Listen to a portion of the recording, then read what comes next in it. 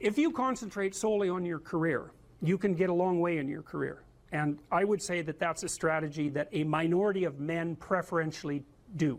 That's all they do. They work like 70, 80 hours a week. They go flat out on their career. They're staking everything on the small probability of exceptional status in a narrow domain. But it's hard on them. They don't have a life. It's very difficult for them to have a family. They don't know how to take any leisure activity. Like, they get very one-dimensional. Now, it may be that that unidimensionality is the price you have to pay to be exceptional at one thing, right? Because if you're going to be something like a genius-level mathematician, and you want to do that for, or a scientist, say, it's like you're in your lab all the time, you're working 70 hours a week or 80 hours a week, you're smart, you're dedicated, you're unidimensional, and that's how you get to beat all the other people who are doing that. It's the only way. But the problem is you don't get a life. Now, if you love being a scientist and you have that kind of focus of mind, well, first of all, you're a rare person, and second, you're going to pay for it. But fine, more power to you. But it's a risky business to do that. You sacrifice a lot for it. You know, and I would say most often, if you're speaking about having a healthy life, that isn't what you do. You spread yourself out more. So, you know, you have a family, you have some things that you do outside of work that are meaningful to you and useful. You have a network of friends. Well, those 3 things alone, or 4 things alone, are plenty to keep you well oriented. And then if one of those things collapses, you know, everything doesn't go. Now, the price you pay for that is the more you strive to optimize that balance, the less likely you are to be fantastically successful at any single one of them. But you might have a very, you know, if you consider your life as a whole, that might be a winning strategy. One of the things Carl Jung said, I really liked this. He thought that men went after perfection and women went after wholeness. There's something different at the top of the value hierarchy. So perfection would be stake it all on one thing and look for radical success. Not that all men do that, because they don't, but we're talking about extremes, at least with regards to the men that do that. The wholeness idea is more like, well, it's like I want one thing in my life to be 150%, or I want 5 things in my life to be 80%. Well, there's a lot more richness in a life where you have 5 things operating at 80%, but you're not operating at any of them at 150%. So, and I really believe this because I've watched men and women go through their careers now for a long period of time, and one of the things that, there's lots of things that produce this, but one of the things that I've noticed is that mostly women in their 30s bail out of unidimensional careers. They won't do them. They won't put in the 80 hours a week that they would have to put in order to dominate that particular area. And it isn't, the reason that they won't do it is because they decide it's not worth it. And no wonder, because why would that be worth it? You have to ask yourself that. It's like, well, you want to be an outstanding scientist. It's like, okay, really, that's what you want, because that means that's what you do. Because you're competing with other people, you know, they're smart, they're hardworking, and if you want to be at the top, you have to be smarter and work harder than any of them. And working hard means working long hours. I mean, it also means working diligently, but in the final analysis, it's also an additive issue. If I'm smart and hardworking and I can crank out for 70 hours a week, and you do it for 30, it's like, in 2 years, I'm so far ahead of you, you will never, ever catch up. And I think partly, maybe part of the reason too that women are oriented that way more than men, I think there's 2 reasons. One is socioeconomic status does not make women more attractive on the mating market, but it does make men more attractive. And the second is women's time frame is compressed, right? Because guys can always say, well, I'll have kids later, and they can say that till they're like 80. Whereas women, it's like, no way, man, you got to get it together by the time you're, let's say 40, but really probably by 35, but definitely by 40, because otherwise it ain't happening. And that's bloody dreadful. One of the common routes to extreme unhappiness is to want children and not have them. I wouldn't recommend that. You know, you see couples who are in their 30s. 1 couple in 3 over the age of 30 has fertility problems. That's defined as inability to conceive after 1 year of trying. 1 in 3. So it's worth thinking about, because people are very, very unhappy if they want to have kids and then they can't. Man, you're in the medical mill for 10 years if that's what happens to you. we've got a hypothesis that we're still working out that's supported to some degree by the relevant literature. So imagine that you're looking for a stable partner, right? So you might think, well, what do you want in a stable partner? And at least in principle, one of the things you don't want is too much mismatch between you and that person on the 5 fundamental dimensions. So for example, if you're really extroverted and you have a really introverted partner, you're going to engage in continual conflict about how much social activity the two of you should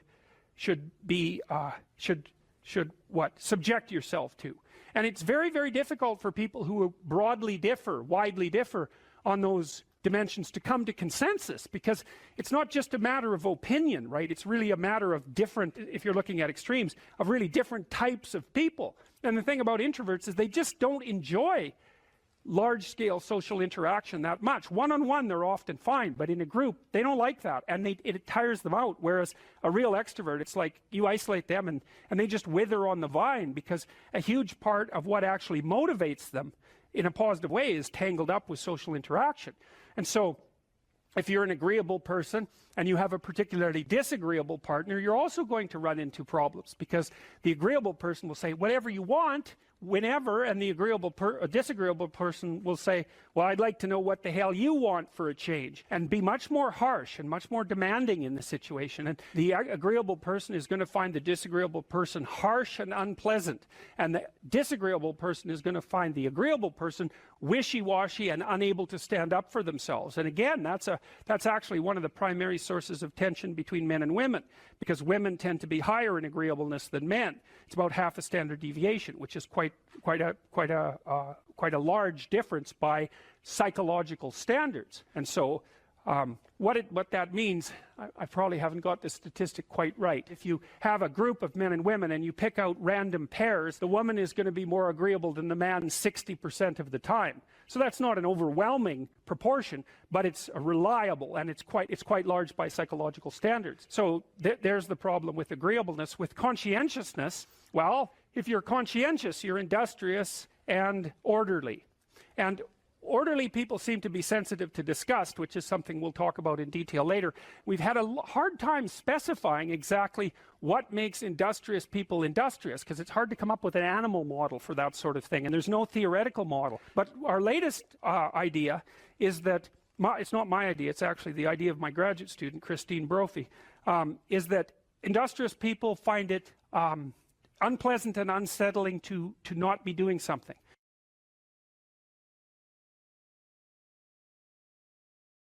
I had an interesting experience the other day. I went to the keg.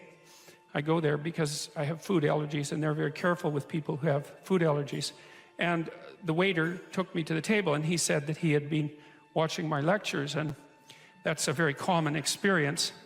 And he was happy about that, and he said that he'd had 2 promotions at the keg in the last 4 months because he'd been watching my lectures. And I really found that an affecting experience, because, you know, you might say, well, he's working as a waiter at the keg and there's nothing particularly heroic about that. And I disagree with that, actually, because I don't care where you're located, you can do a hell of a job, and I mean that literally. You can take whatever job you have and you can make it a real nice little piece of absolute misery. Or you can act like a civilized human being and notice that no matter where you are, there's a richness and a complexity that's completely inexhaustible right at hand. And then you can take that seriously, and you can say, well, I happen to be a waiter at the keg, and he's a young guy, and perhaps that isn't where I want to end up, but it's not nothing. It's a rich environment, and I can make it a lot better if I want to. I can get along properly with my coworkers and not gossip behind their back, and I can treat my customers properly, and if an opportunity comes my way, I can take it, and I can see what happens. And so he said that's what he had started doing, and that things were working out much better for him. He was in a much better job than he was 3 months ago. And 3 months, that's nothing, right? I mean, that's a nice trajectory. It's an uphill trajectory, and that's what you want, really. An uphill trajectory is actually even better than being somewhere good, as far as I'm concerned, because one of the things that really makes your life meaningful is the clear realization that you're headed somewhere better than you are now. And then it's even better if you also understand that there's a direct causal relationship between the things that you're doing and the steepness of that incline.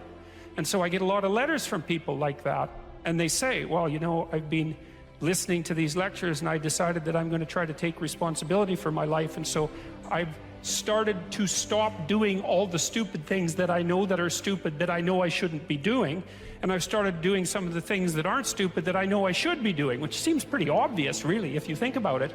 But obvious though it may be, that isn't necessarily what people do. And then they write and say, you can't believe what difference that makes. And they're thrilled about it. And so I'm thrilled about it when I get letters like that, because I really don't experience anything as better than a letter like that or a message like that, because it's so good to see things that aren't so good replaced by something better. And I really do think it's an open question. I truly believe it's an open question to what degree we could make things better if that's what we actually aimed at doing.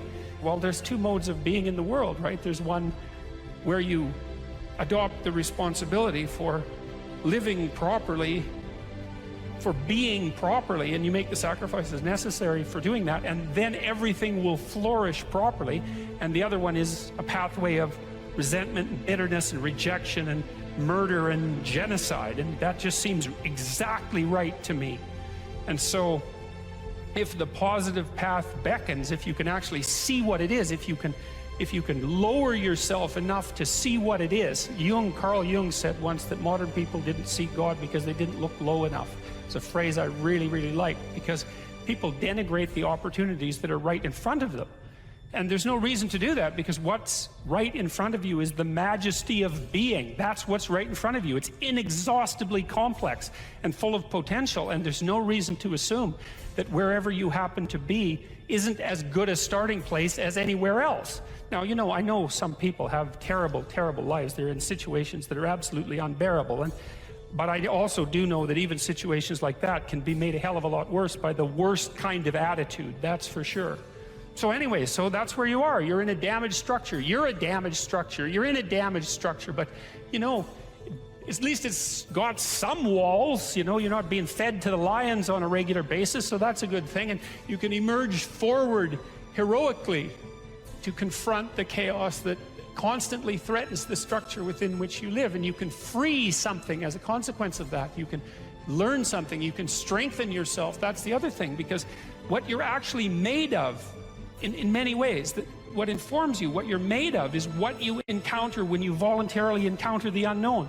And so the more you voluntarily encounter the unknown, the more you get made of. And the more you get made of, the more there is to you. And then the more you're good at encountering the unknown and restructuring order and calling forth proper order out of the potential of being. And God, you got to think, why wouldn't you do that, since you can do that? And it's an endless mystery. You know, I think part of it is that people don't aspire to the highest good because they're deeply ashamed of themselves and their weaknesses and their insufficiencies. And that's not the only reason. I mean, there's the desire to avoid responsibility, and there's all the negative motivations as well, like resentment and hatred, and the desire to make things worse. I don't want to, you know, give us too much of a break, but it's something like that.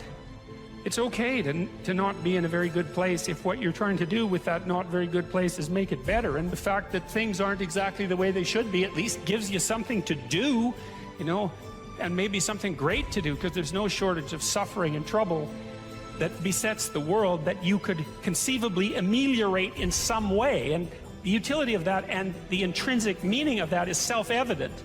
So it also makes me curious about nihilism, for example, and despair, because, I mean, I understand those emotions. I understand them deeply, and the intellectual mindset goes along with it, but they just seem beside the point to me in some sense, because there are so many things that need doing that all you really have to do is open your eyes and look at them and then decide that you're actually going to do something about them. And you might think, well, what's within my scope of influence is so trivial that it's not worth doing. It's like, it won't stay trivial for long if you do it.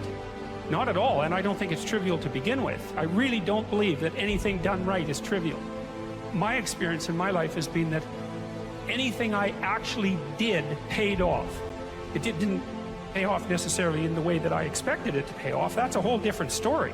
But if it was genuine commitment to do something, even if it went sideways and the outcome was really something other than what I expected, the net consequence over time was nothing but good.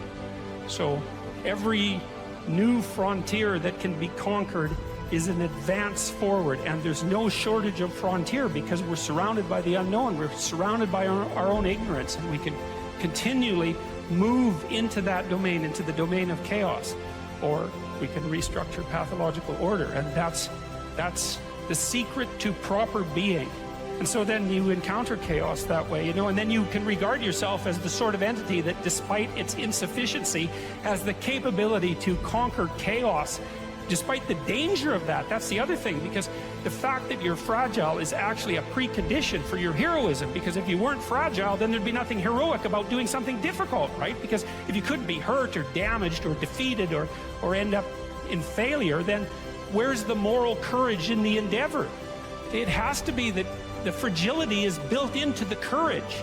And so it's not a reason not to engage in it at all. In fact, quite the contrary. And so, well, and so then, you know, what do? Well, you put the city back together, and maybe the way you want it, so that it's functional and efficient and beautiful, and so that people can flourish there, and flourish in a manner that makes them feel that the unbearable catastrophe of being is worth it for the experience. That's what you're aiming at. And it's not an impossibility. It's not an impossibility. And then not only that, not only do you repair the city when you do that, but you make yourself the sort of thing that continually repairs the city. And that's even better. That's the end goal, because it's not the repair of the city that's the goal. It's the transformation of yourself into the thing that continually repairs the city. And so there's just no reason for that not to happen. And the more it can happen, the better.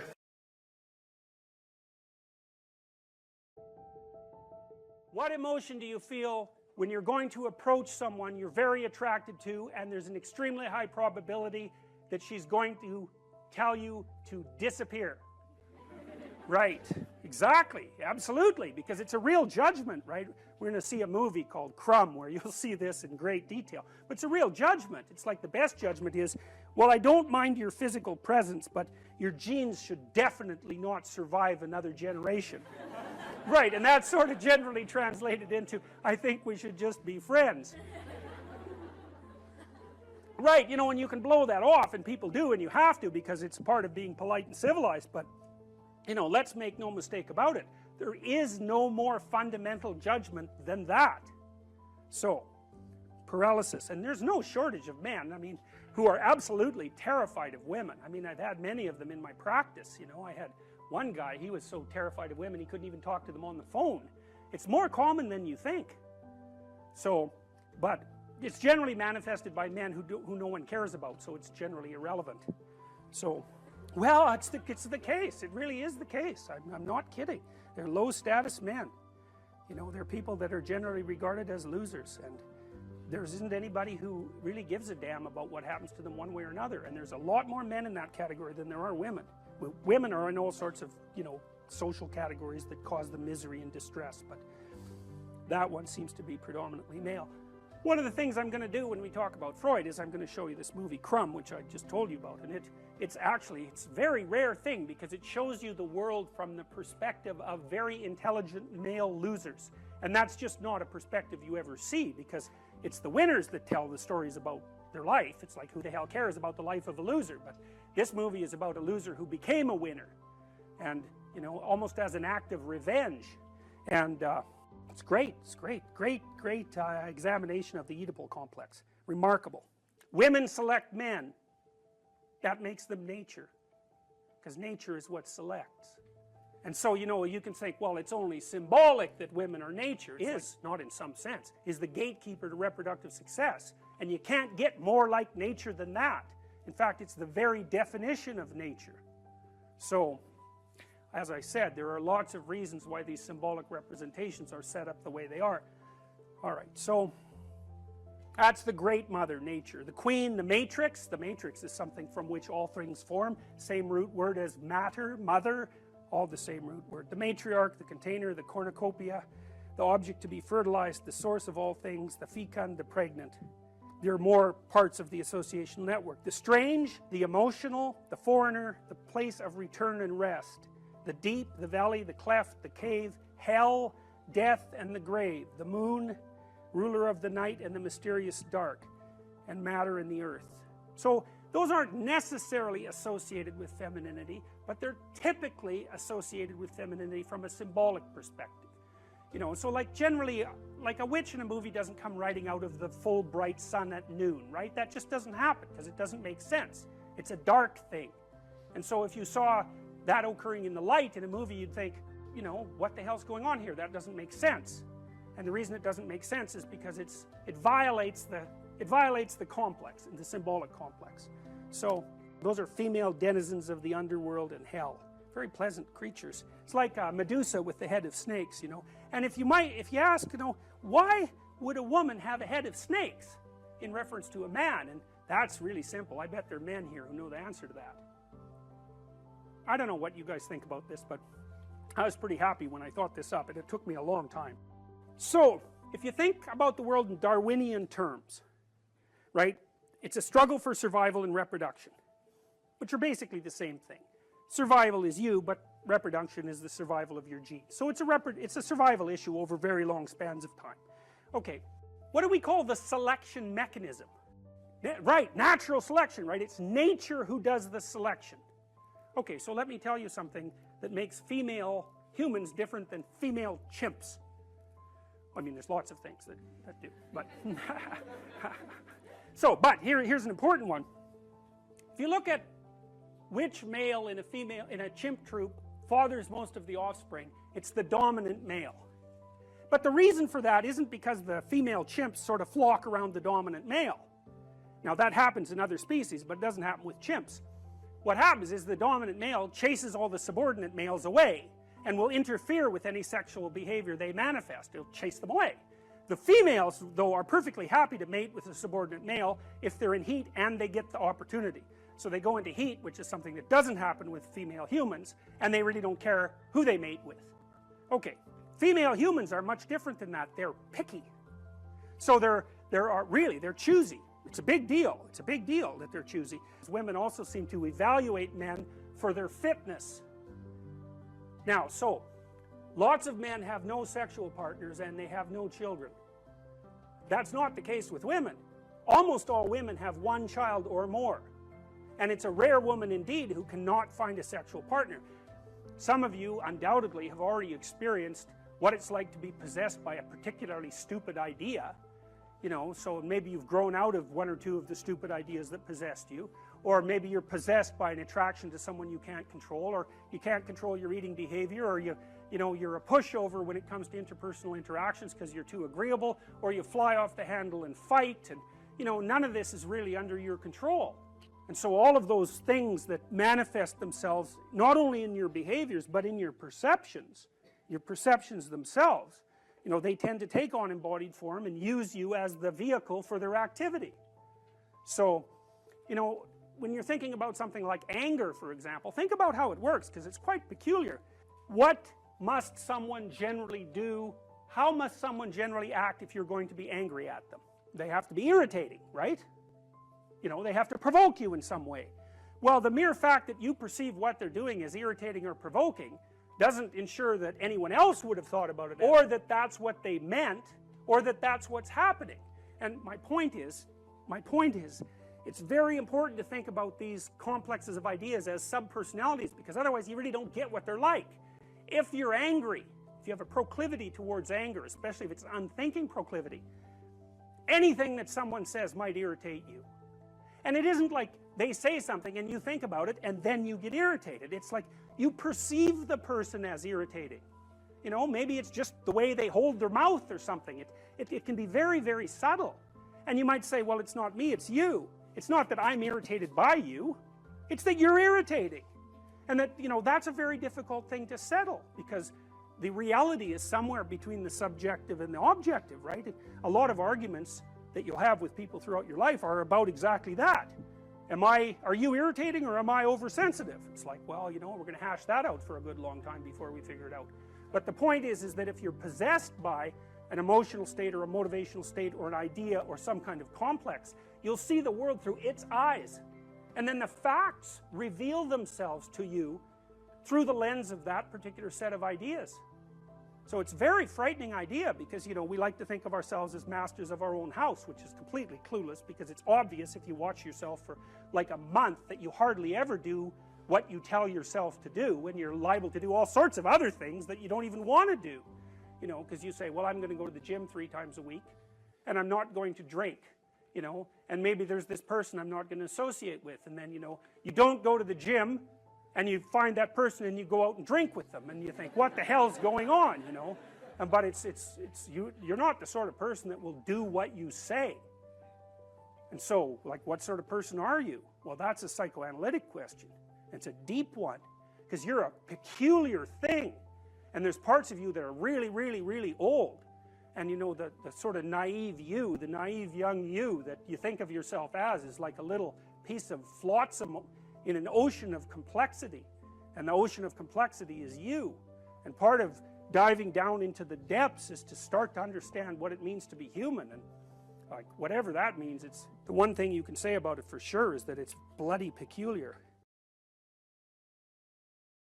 When I talked about hierarchies, now it's very important where you are in your hierarchical position with regards to other people in relationship to your mental health. And this is a really important thing to understand because you have an ancient counter in your brain, and that was the point of the biological comparisons, and lobsters being one set of comparisons, but not only lobsters. We know perfectly well, animal behaviorists, people who know their neuropsychopharmacology, know perfectly well that the serotonergic system operates quite similarly across most animals with complex nervous systems, and one of the things that it does is track relative status position. And in birds, wrens, which is another example I used, a lot of it is power. You know, a wren's a little bird. It's quite a cute bird. It sings very nicely, and you think it's harmless, but it's not. It's a vicious little character. And I used to sit in my backyard and record wren songs on my tape recorder, and the wren that lived in our backyard would dive bomb it, you know, 4 inches away, and it was very brave of him. And he had a little nest that was up in a tree, and there were some nests that we had built, birdhouses, in the neighborhoods nearby, in the yards nearby. And he would go, like half his day spent stuffing those other birdhouses with sticks, so full that no bird could get in them. You know, it was like, this is my damn yard, which is what he was saying when he was singing so beautifully. And you better look the hell out, because if you build, I'm going to stuff your damn house with sticks, and if I see you sitting on a branch, I'm going to dive bomb you and knock you off. And that's power, and that's what wrens do, despite the fact that they're cute. And chickens do the same thing. There are pecking orders among chickens, and virtually every animal. Wolf packs organize themselves into hierarchies, and chimpanzees organize themselves into hierarchies, and like, there are rat hierarchies, and hierarchical organization is the rule among animals that live somewhat socially, and even those who don't, that occupy the same geographical territory. There has to be some way of organizing access to relatively scarce resources that doesn't result in chronic combat. Because chronic combat, well, look, you're wren A and you're wren B, and you decide to have it out, so you peck yourselves half to death, and you're wren C, and so you got a little bit more patience. You just wait until those two wrens beat each other to death, and then you move in. It's like it's a stupid solution. It doesn't even work for wrens, let alone people. And so, you know, the wrens announce their prowess, and they do that with the quality of their song and their displays, and they indicate to one another who shouldn't be messed with, and then there's a minimum of combat. And you could make a pretty good case that that's power, But like, it's not like wrens get together and build like wren apartment houses and then go out on collective worm hunt insects, I guess, collective insect hunting expeditions and bring them all back and distribute them, and, or make insect farms so that there's more insects for all the wrens. They haven't got that far, you know. They're competing in a zero-sum game. And that isn't what human beings do. We figured out how to not have zero-sum games a very, very long time ago. And it turns out that if the game you're playing isn't zero-sum, right? Which means that there's only a finite number of resources and everybody has to fight to the death for them, and some are going to get the lion's share and others are going to starve. If you're not playing a zero-sum game, then you can learn to cooperate and compete in an intelligent and civilized manner, and all of a sudden, there's more than enough for everyone. Now, still, some people are going to have more than others, but there's nothing. How are you going to stop that? And do you want to? Like, do you want to only know what, do you want to only be allowed to know what everyone else knows? You don't get to know anything that anyone else knows, because it's got to be equal. You want everyone to be exactly the same amount of attractive, and if you averaged attractiveness overall and you only allowed each person to be as attractive as the average person, there'd be not much attractiveness left in the world. And it seems to me that that would be quite the loss, And strength, you're not allowed to have any additional strength or ambition or talent or let's say athletic ability. It's like, or artistic ability. I mean, aren't we kind of happy that there's massive inequality in the distribution of talent? I know it's harsh and hard, but you can't expect everybody to have every talent that there is, and it would be a hell of a sacrifice if no one got to have any talent, because it wouldn't be fair. And so I don't get the whole equality of outcome thing. It isn't going to work. There aren't that many geniuses, We want to exploit the geniuses and get them to work for us. And if the price is that somebody has more than you do of something, well, suck it up, for Christ's sake. Well, Jesus, seriously, man. It's like, look, how much more do you have than most people have? You need to make $30,000 a year to be in the top 1% of the socioeconomic distribution worldwide. You always hear about the 1%. Right, the evil 1%. And they churn, by the way, because it's not the same people all the time. It's like all of you here are in the evil 1%, and you think, well, that's not very fair, because I was really only talking about within my country. Well, that's convenient for you, It makes it really, really convenient argument for you. It's like, well, all those other people, those foreigners, they don't count. If they're poor, who the hell cares? It's the Australians that matter. And so, no, that's a non-starter, and by historical standards, you're doing a hell of a lot better than the top 1%, I can tell you that. I read a nice article by a coalition called Human Progress the other day, and they were comparing the typical middle-class person who lives now with Rockefellers in the 1919s, and say, well, would you rather be a middle-class person now or Nelson Rockefeller in 1919? And the answer seemed pretty damn clear that, well, if you were Nelson Rockefeller, then you would have been richer than anyone else. And there's something to be said for that status, right? Because people do like to have more than others. I don't know if it's a good thing or not, but it is one of the things that we like. And so you'd have that. You'd be richer than everyone else. But there'd be all sorts of things that you have that Nelson Rockefeller wouldn't have had a hope of purchasing. Like the antibiotics that he would have needed to stop his son from dying, for example, just as a start. And so I think this complaint about inequality, look, no one likes inequality exactly. You walk down the street, this is why I always get a kick out of people who protest, I'm against poverty. It's like, really? You're against poverty.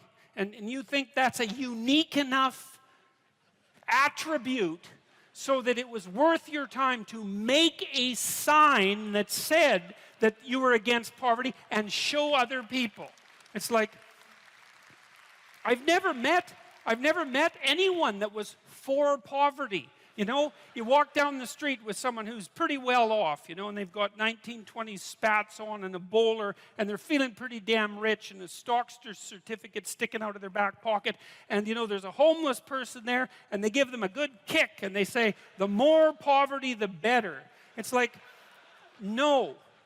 When people walk down the street and you see homeless people, and homelessness is a complex problem. Like, you think, well, homeless people are poor.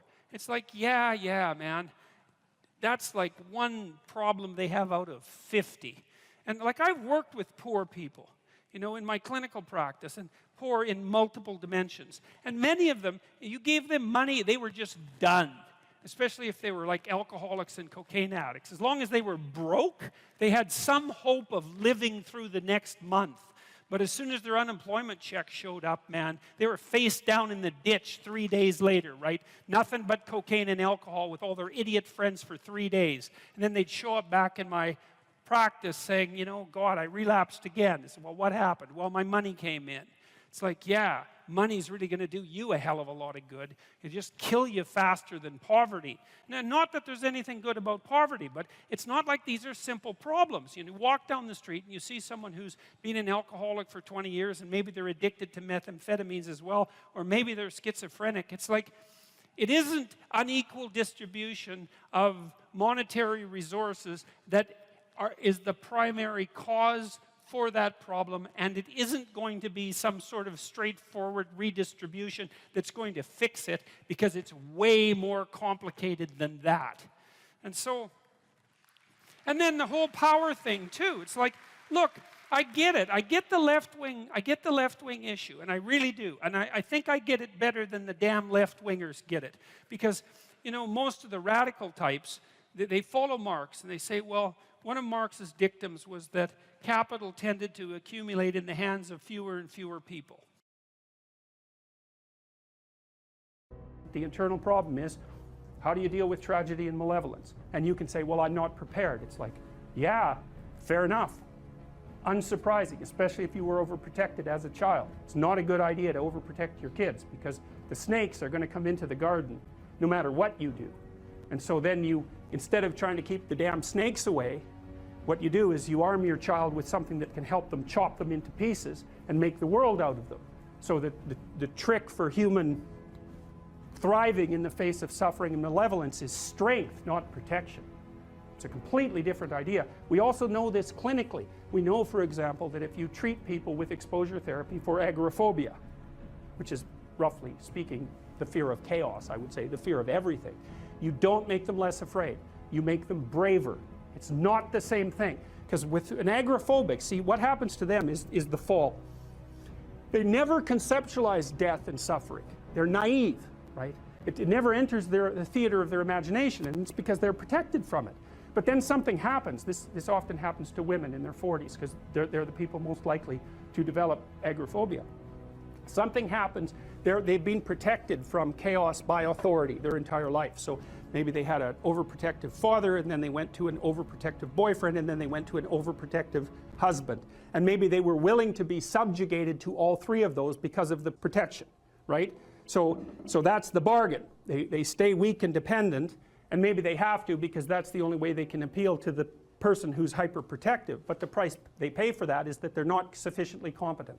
And then something happens in their life, often in their 40s. They develop heart palpitations, maybe as a consequence of menopause. Their heart starts to beat erratically, and they think, oh no, death. It's like, well, who are you going to talk to about that?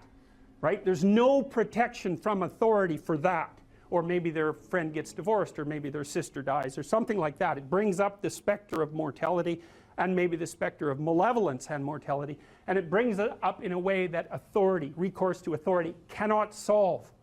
And so then they have panic attacks. What happens? They go out, they get afraid, they feel their heart beating, then they get afraid of their heart beating because they think, oh no, I'm going to die, and they think, oh no, I'm going to die, and I'm going to make a fool of myself while I'm doing it and attract a lot of attention. So the two big fears come up: mortality and social judgment. And then they have a panic attack. It's like fight or flight's gone out of control. Very, very unpleasant. Then they start to avoid the places they've had a panic attack. Then they end up not being able to go anywhere. So then Tiamat has come back, right? A huge monster, a little victim. And so what do you do with them? Well, there's no saying, no, there's no Tiamat. That's done, right? Their naivety is over. They've had a direct contact with the threat of mortality and social judgment. They've met the terrible mother, and they've met the terrible father. And there's no going back. There's no saying, oh, the world is safe. It's not safe. Not at all. It's not safe. The fact that you think it's safe means that you were living in an unconscious bubble that was sort of provided to you by your culture. It's a gift. And now that's been shattered. And so now what do you do? Well, the answer is you retreat until you're in your house and there's nowhere you can go. You're the ultimate frozen rabbit, right? And your life is hell because you can't function. The alternative is, let's take apart the things you're afraid of. Let's expose you to them, carefully and programmatically. And then you'll learn that you're actually tougher than you think. You never knew that. And maybe you didn't want to take on the responsibility because, people play a role in their own demise, so to speak. When you had opportunity to go out and explore or withdraw because you were afraid, you chose to withdraw because you were afraid. So it's not only that you were overprotected often, it's that you were willing to take advantage of the fact that you were overprotected and run back there whenever you had the opportunity. So maybe you're a kid in the playground, right, and you're having some trouble with other kids, and in the back of your mind, I should deal with this myself, but you go and tell your mom and get her to intervene. And you know that that's not right. You know that you're breaking the social contract, but it's easier, and so that's what you do. You run off to an authority figure and hide behind the Great Father, roughly speaking. Well, the problem with that is you don't learn how to do it yourself. So then you have to relearn it painfully when you're 40. So then you take people out, you say, well, what are you afraid of? Rank it from 1 to 10. So 10 is, make a list of 10 things you're afraid of. The thing you're least afraid of we'll call number 10. So we'll start with that. Okay, well, I'm afraid of elevators. Okay, well, let's look at a picture of an elevator. Let's have you imagine being in an elevator. Let's go out to an elevator and let you watch the terrible jaws of death open, because that's how you're responding to it symbolically, right? And you're going to do that at the closest proximity you can manage. You find out, you go do that, it works. You're nervous as hell, especially from an anticipatory perspective. Shaking. You go out, you stop, you watch it happen, and you actually calm down. You do that 10 times and it no longer bothers you. Well, what you've learned that you didn't die, but more importantly than that, you've learned that you could withstand the threat of death. That's what you've learned. And then you move a little closer, and then you move a little closer, and then you move a little closer, and finally you're back in what's no longer the elevator from a symbolic perspective. It's a tomb, right? It's a place of enclosure and isolation. And you learn, turns out I can withstand that. And then you're much more together, much more confident. And that's often one of the things that often happens in situations like that. I've seen this multiple times, is that if you run someone through an exposure training process like that and toughen them up, they'll often start standing up to people around them in a way they never did before, because they wouldn't stand up for themselves before because they weren't willing to undermine the protection. See, if you're protecting me, I can't bother you because I can't afford to forsake your protection. So if I'm going to play that game, I'm going to hide behind you, then I can't challenge you. So that's no good, because that's sometimes why people, you see this with guys very frequently, they're still deathly afraid of their father's judgment when they're in their 30s or 40s. It's like, well, why? No, because they still want to believe that there's someone out there that knows. And so they're willing to accept the subjugation because it doesn't force them to challenge the idea that there's someone out there that knows. Because that's the advantage of having your father as a judge, right? Because he knows. Well, what if he doesn't? What if no one knows any better than you? Well, that's a rough thing. You don't, until you realize that, you're not an adult, right? That's really technically the point of realization of adulthood, is that no one actually knows what you should do more than you do. I mean, it's a horrible realization, because what the hell do you know? It's a terrible realization, and people will often pick slavery, permanent slavery, to the spirit of the Great Father, let's say, over that realization, and it's completely understandable. But the problem with it is that there's more to you than you think, and so if you continue to hide behind that figure, then you never have a chance to understand that there's more to you than you think, far more to you than you think. Maybe there's enough to you so that you can actually withstand the threat of mortality without collapsing. Maybe even withstand the threat of malevolence without collapsing. Who knows? It's certainly possible. And it's not an abstract question. It's exactly the sort of question that you address in the psychotherapeutic process. It's always the question that you address. And the answer is often in the affirmative, because people can get unbelievably tough.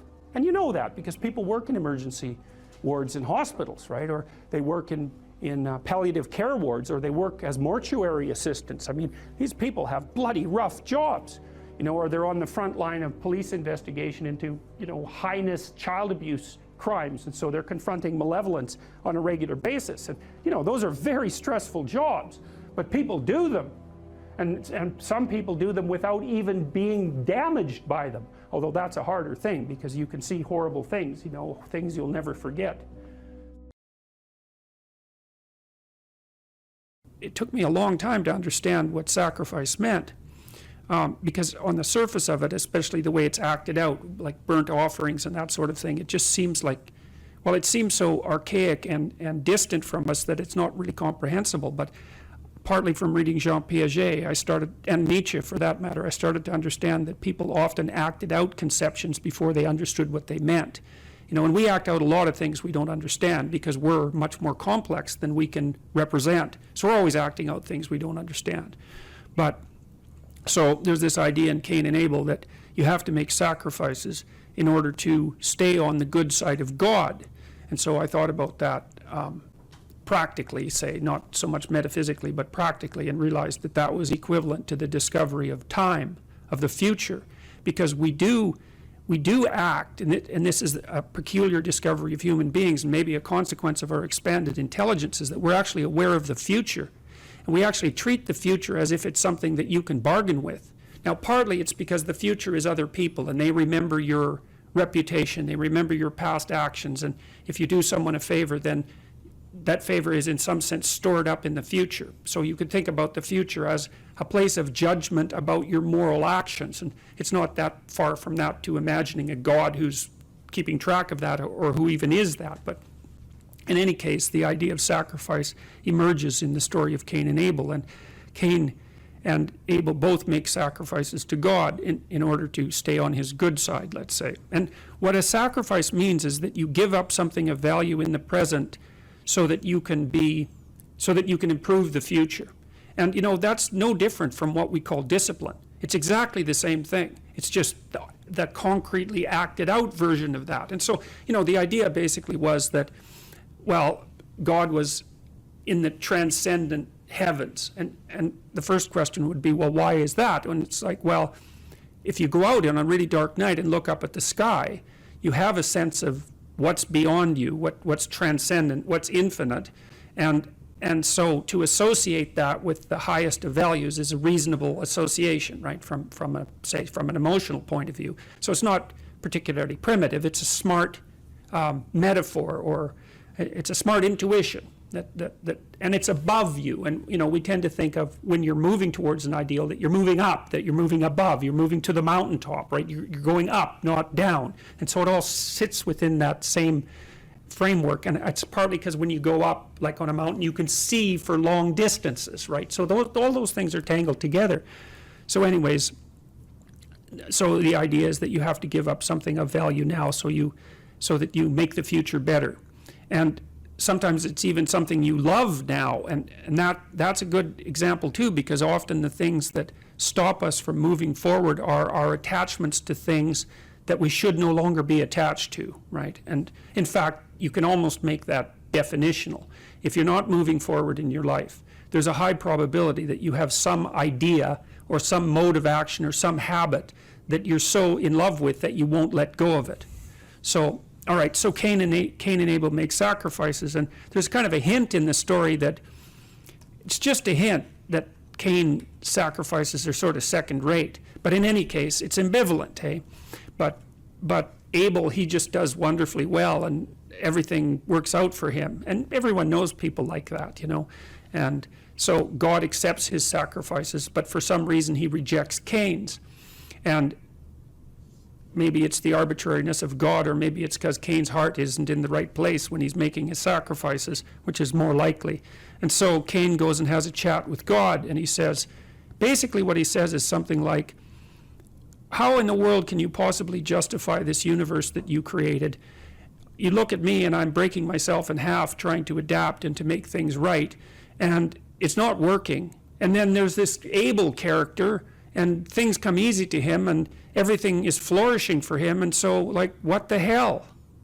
And if you don't understand that question, then you're not thinking, because it's very, very frequently the case when a serious catastrophe besets you in life that you essentially ask exactly that question. What's the meaning of life? What's the purpose of the world? How come there's suffering?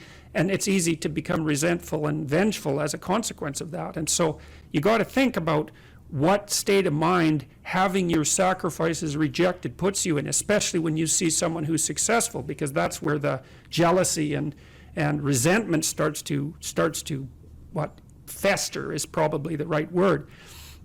And so God says to Cain exactly what he doesn't want to hear, which is, well, yeah, okay, but you have made lots of mistakes in your life. So he basically says sin is at your door like a predatory and sexually aroused animal, and you've invited it into your house to have its way with you and produced something creative as a consequence. So he's used a sexual metaphor, and so that you've willingly gone down the negative path, and you've allowed that to enter into you and to operate in a creative manner, and you've spun off all these terrible thoughts and this justification for not acting properly, and that's why things aren't going well for you, and so don't lay that at my feet, which is the most brutal possible message he could have got. And so then he leaves the presence of God, let's say, and it says in the story that his countenance fell, which meant he was basically enraged. And so what does he do? He goes out and kills Abel. And then that's a very fascinating idea, because Abel is his ideal. So he kills his ideal. And when you kill your ideal, you're lost. And then he does that to take revenge on Abel, but also to take revenge on God, which I think is extremely interesting and a deep, deep idea. Like these kids who shoot up high schools, for example, you cannot understand what they're doing unless you understand this story of Cain and Abel. You cannot understand what possesses them until you can understand that someone, even someone who doesn't believe, it doesn't matter, it's the psychological state of mind that matters, is they're out for revenge on being itself. And that's why they produce as much mayhem as possible in the shortest period of time. That's why they sacrifice innocent people, because it's much more vengeful and demonstrative to kill innocent people than to kill guilty people, right? Because it's a worse sin, so to speak. And then they kill themselves. And they kill themselves as a final demonstration of their belief in nihilism and the horror of existence. Because you might say, well, why don't they just kill themselves first and save everyone the trouble? And there's narcissism in that too, because they know their names are going to be splashed across the page. That's their notoriety instead of their accomplishment. And of course, the media is unbelievably complicit in that.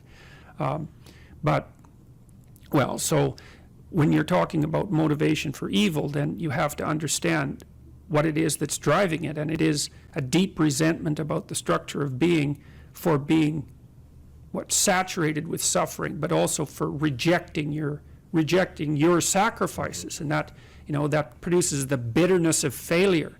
And I'll stop with this. One of the things that's really interesting about the Old Testament is that, and the Jews in the Old Testament, is that they don't take the path of Cain. Every time they're walloped by God, which is like fairly frequently, they say, we must have done something wrong and we have to set ourselves right. And that's an unbelievably heroic attitude, because that's the alternative to cursing fate. It's like you take the responsibility for failure onto yourself.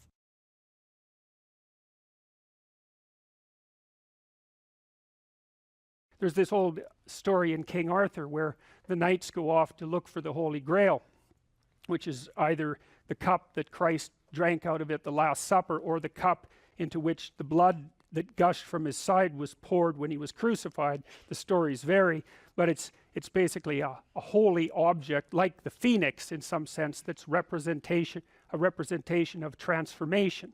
So it's an ideal, and so King Arthur's knights, who sit at a round table because they're all roughly equal, go off to find the most valuable thing, and where do you look for the most valuable thing when you don't know where it is? Well, each of the knights looks at the forest surrounding the castle and enters the forest at the point that looks darkest to him.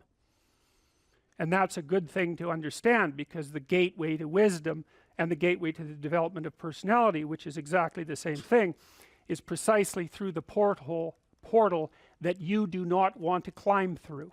And the reason for that's actually quite technical. This is a Jungian presupposition too, is that, well, there's a bunch of things about you that are underdeveloped, and a lot of those things are because there's things you've avoided looking at, because you don't want to look at them, and there's parts of you you've avoided developing because it's hard for you to develop those parts. And so it's by virtual necessity that what you need is where you don't want to look, because that's where you've kept it. And so, and that's why there's, you know, an idiosyncratic element of it for everyone. Your particular place of enlightenment and terror is not going to be the same as yours, except that they're both places of enlightenment and terror. So they're equivalent at one level of analysis and different at another.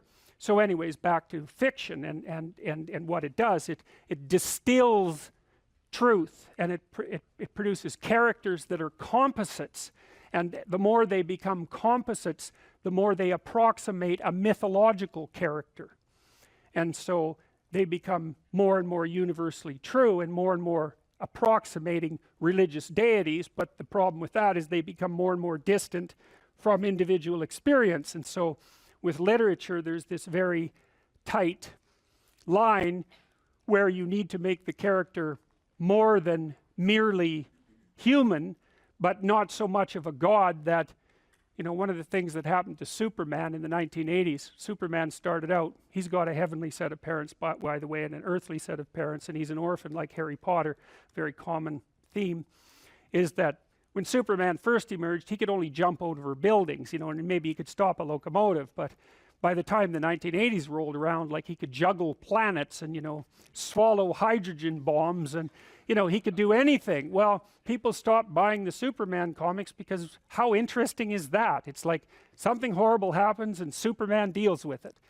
And something else horrible happens and Superman deals with it. And it's like, that's dull. He turned into such an archetype. He was basically the omniscient, omnipresent, omnipotent God, and that's no fun. It's like God wins, and then God wins again, and then again God wins, and, you know, so then they had to weaken him in different ways with kryptonite, you know. So green kryptonite kind of made him sick, and red kryptonite, I think, kind of mutated him, if I remember correctly. And anyways, they had to introduce flaws into his character so that there could be some damn plot.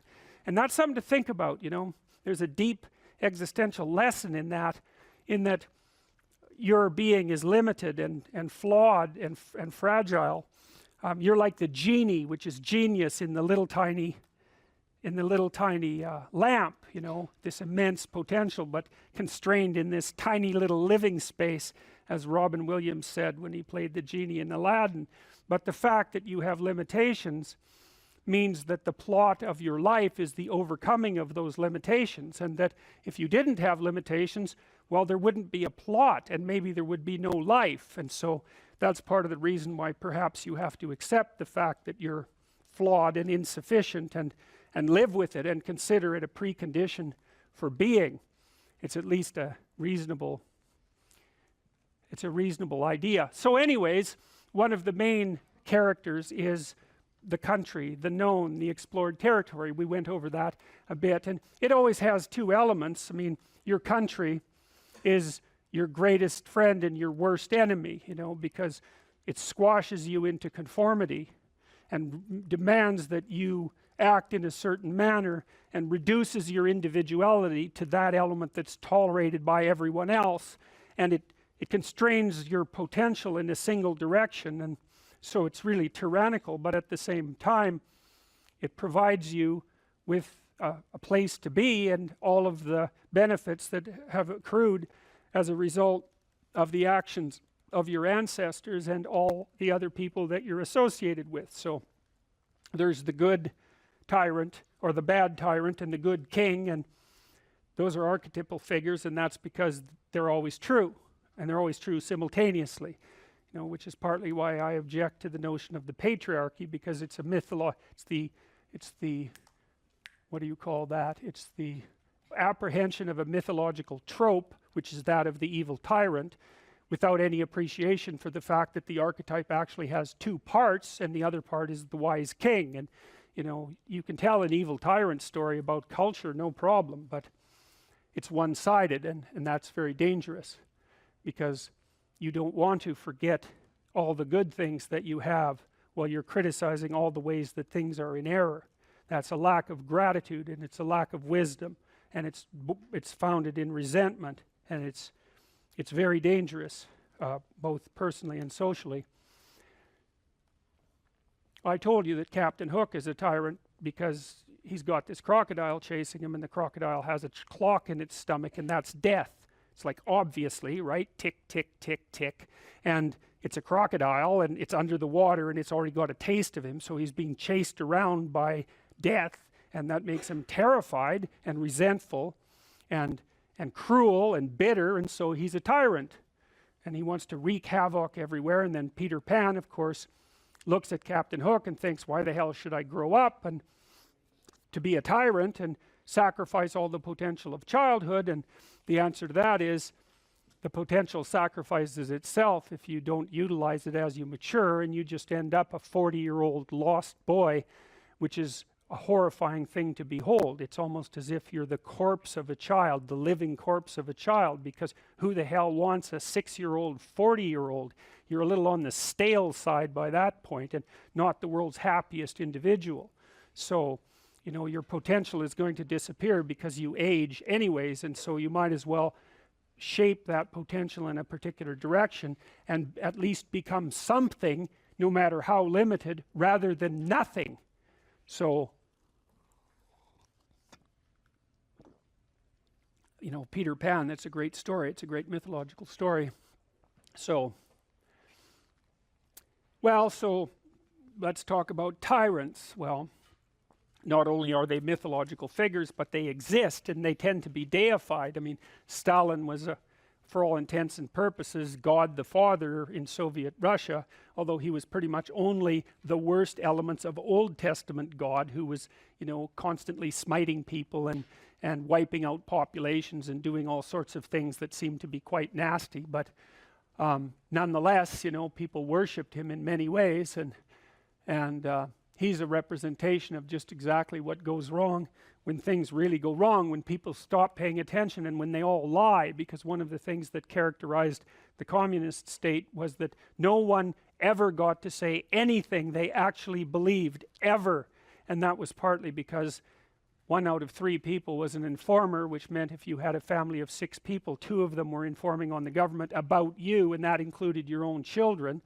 And if you were an informer, you were often amply rewarded by the state, so that if you lived in an overcrowded apartment building with 3 families in the same flat, and you informed on, you know, the woman down the hall that you didn't like, she got shipped off to the old concentration camp, and you got her apartment. And so that was a lovely society, and it only killed about 30 million people between 1919 and 1959. So that's what happens when the archetypal structure gets tilted badly, when people forget that they have a responsibility to fulfill as citizens, as awake citizens who are capable of stating the truth, and the archetype shifts, so there's nothing left of the great father except the tyrant. And let's not have that happen. I mean, the one on the right is really interesting, because consciously or unconsciously, you know, there's Stalin surrounded by what is, for all intents and purposes, fire.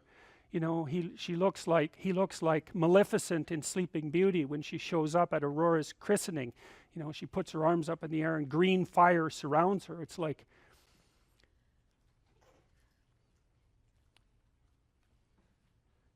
he's surrounded by fire, and there's Lenin above him, who's like king of the fiery realm, and that's for sure. So I mean, all the terrors that happened in the Soviet Union didn't start under Stalin, they started under Lenin, and Stalin was definitely Lenin's legitimate son, let's put it that way. What's the keys to building confidence so that you're attracting what you want? Look, I read some of your biographical history before we talked today, and you tell a story about being picked last, and then you compensated for that. Yes. Now, Alfred Adler, by the way, the psychoanalyst, the associate of Freud, built his whole theory around compensation of that sort. Inferiority complex plus compensation. But it's adaptive, right? Like, you got picked last, it embarrassed the hell out of you. Yep. So what did you do? You decided that is not going to be me Never anymore. again. Right. Never again. Okay, Yes. now you did say, you know, that you adopted maybe 2, inflexible model of what it meant to be masculine as a consequence. But when I read that, I thought, yeah, but still, fair enough. It wasn't, the new you that you adopted wasn't optimal in all possible manners, but it was definitely improvement over the previous you. Exactly. I wasn't picked last again, that's for sure. Right. Well, exactly. Okay. So the first thing I would say is that if you feel insecure and less and ashamed and all of that, that you have to take stock. And look, I have an exercise online at selfauthoring.com. There's 3 exercises there. One helps you write about the past, one about the present, and one about the future. The present authoring program helps you assess your faults and your virtues. Okay, well, if you have some faults and you feel insecure and inferior because of that, well, you should. Now, it shouldn't be so much that you're crippled by it and unable to take action. You shouldn't be beating yourself into the ground because you're not everything you could be, because no one is. And if you beat yourself into the ground, then you can't get up and improve. But you have to differentiate. It's like, okay, to what degree am I being hard on myself, counterproductively critical, hearing the voice of my too harsh and angry father in my head, Right. Adopting inappropriate stereotypical representations of masculine competence? How much of my self-criticism is ill-advised? Fair enough. And you want to deal with yourself with a certain amount of care. But then along with that, there's fix your weaknesses. If you're ashamed of being ignorant, you're showing up at a party because, you claim to knowledge that you don't have and someone exposes you. Well, you can be angry at them, and you probably will, but they've actually done you a favor. They pointed out an inadequacy is a pathway that you can travel down, right? A recognized inadequacy is, it's such a gift in some sense, if it's accurate. Because you think, well, what should I do? What should I do with my life? That's a real complicated question. Oh, here's an inadequacy. Excellent. You have a goal now. Rectify it. Now, you still have to think strategically and figure out how to rectify it and do it step by step. But Carl Rogers, the psychotherapist, pointed out that the person, for therapy to be successful, the person has to want to change. So they have to have recognized that they have a problem. If someone is mandated by the court to attend therapy, it's very difficult for the therapist to convince them that they have a problem. Once you're convinced you have a problem, it's like, away you go. I know it's still technically difficult. It requires discipline and all of that. There's no magic solution. But if you're plagued by feelings of inferiority, you should rectify the most obvious inferiorities. I would say that you have to rectify an inadequacy when it's clearly an impediment to your goal. Or you have to shift goals. But if you're shifting goals because of an inadequacy related impediment, then you have to ask yourself, is your desire to shift the goal reliable, or are you just taking the easy way out? Right. You can protect yourself by picking a different goal that's more difficult. That's a good mental hygiene practice, because sometimes you should switch goals rather than rectifying inadequacies. But you can fool yourself then, and that's not good. And if someone is goalless, lazy, unmotivated, not sure what they want to do, what would be a few key steps to get started to turn their life around, or to find the motivation for something greater than where they're at?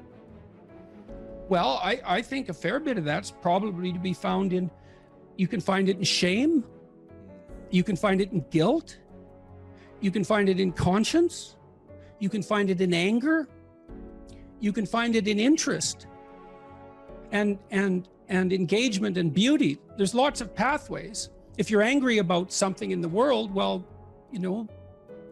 that's an indication that that's in some sense your problem, right? It's speaking to you in a moral sense. This shouldn't be that way. Well, maybe you're the person who should do something about it in some manner. Maybe it'll take your whole life to figure out how to do that. But it's bothering you for a reason. So the negative emotions can be a pathway to transformation. I'm not trying to romanticize them. They can crush you completely and leave you with nothing, right? for sure, and they can go badly astray. But shame, that's a good one. What am I ashamed of? Well, can you fix any of that? I'm going to work on these things that I'm ashamed of, and just see, like, does my life improve enough so that I'm not so bitter about it now, or I'm not so hopeless about it now? And my experience has generally been that works. It works. And then some of it's practical knowledge too. It's like you can get a really long way with very small changes, incremental changes, micro habit changes.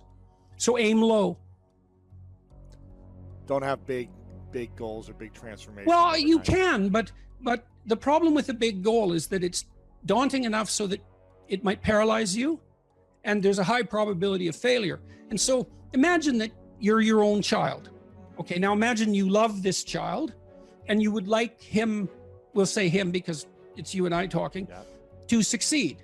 Now you have an ideal for this child. You would like him to grow up to be the best he can be, better than you, the best man he can be. That's what you want for your son.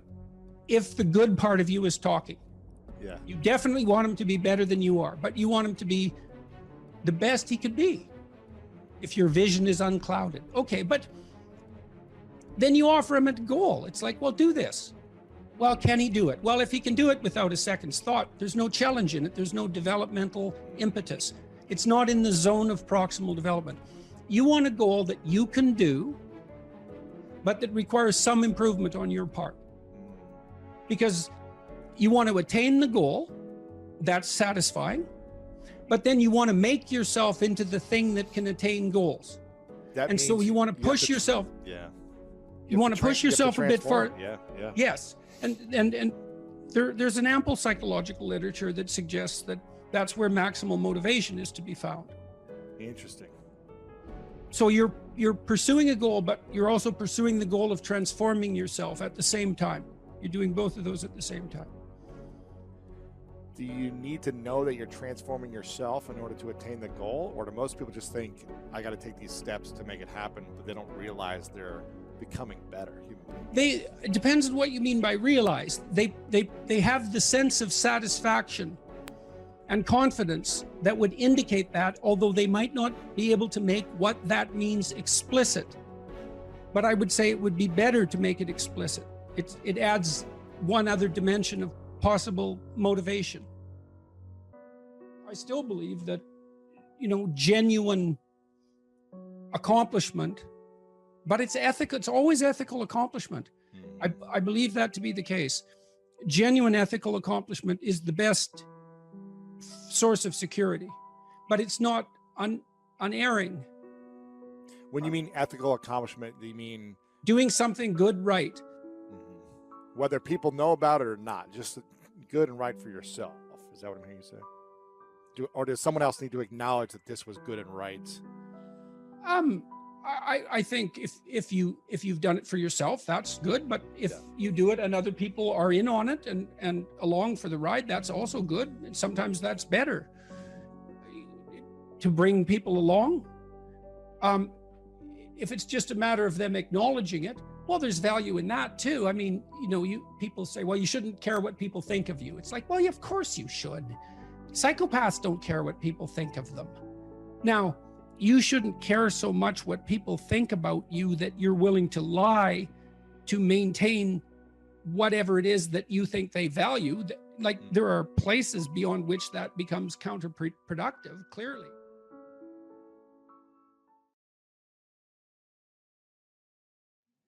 If you're being required to do things that make you weak and ashamed, then stop. Don't do them. Like, one of the things I learned from Solzhenitsyn and Frankl was that systems go terribly out of control when people don't stop them when they're going mildly out of control. And you might say, I should just keep my goddamn head down and shut up. It's like, maybe you should. Like, that's not bad advice. You don't want to make unnecessary enemies, and you don't need any more trouble than you need. But you got to ask yourself on a day-to-day basis, what makes you think you're not selling your soul? And there's so much foolishness going on in the mid-level bureaucratic world now. That's where all the tyranny seems to be focused. And the reason that it multiplies is because sensible people say nothing when they should say something. And what's so strange about that is that there are way more sensible people than people who aren't sensible. They're just not as noisy. So what you'll turn out if, like, you know, so let's say something's bugging the hell out of you at work. Well, then you have to prepare to find another job. That's the first thing you have to do. I don't think that you should find another job, but you should prepare to find another job. And if possible, you should prepare to find a better job. Because if you can't tell someone to go to hell, then you can't negotiate with them. And if they've got you over a barrel, then you can't say anything. So you gotta set yourself up so you've got some mobility. And actually, that's a really good principle in your life, period. You should set yourself up so that you have a lateral move at hand. And then you should find out, well, are there things at work that are disturbing my soul? You know, and you find that out. First of all, you ask yourself, okay, I'm disturbed at work. Okay, I'm probably weak and deceitful and useless and lazy. You might as well start with that. And then you talk to some people, like your wife, your friends, your co-workers, and find out, are you stupid, deceitful, and lazy? Or is there something not so good going on at work? And so if you can then eliminate your own personal pathology as a cause of your dissatisfaction, then maybe there's something rotten in the state of Denmark. And maybe you should say something about it before the whole goddamn thing collapses, because that can happen. It can happen in companies a lot faster than people ever think. You know, and you may find that, well, first of all, you may find if you say something, well, first of all, that's an adventure, that's for sure. That's a bloody adventure. And you have to do it carefully. And you have to be prepared for it. But it might be the best thing that ever happened to you. And the other thing is, if you're careful about it, you get your words right. Like, and this is strategic battle, right? It's not something you wander into carelessly. Then you may find that there's lots of people who feel exactly the same way you do, and that you've actually cottoned on to something. You're a canary in a coal mine, and not just some like psychopathic mouthpiece. So you got to ask yourself when you go and do what you do, like, is this making you stronger? Is this making you weaker? And if it's making you weaker, then you got to ask yourself, do you really want to be weaker? Because the weaker you get, the more you're tyrannized. And then worse than that, like the weaker you get, the more bitter you get. And the more you'll work towards terrible things, the more you'll snap at your wife, the more you'll kick your kids, you know. Like, it's no joke to be tyrannized at work. And so I would say you have an ethical responsibility as a citizen to forthrightly confront creeping tyranny no matter where it occurs. And part of what we're learning, I would say, from these stories, if we're learning anything at all, is that if you're aimed at the good, which is a question you really got to ask yourself, you know, if you're genuinely aimed at the good, then take heart, because you're a lot stronger than you think.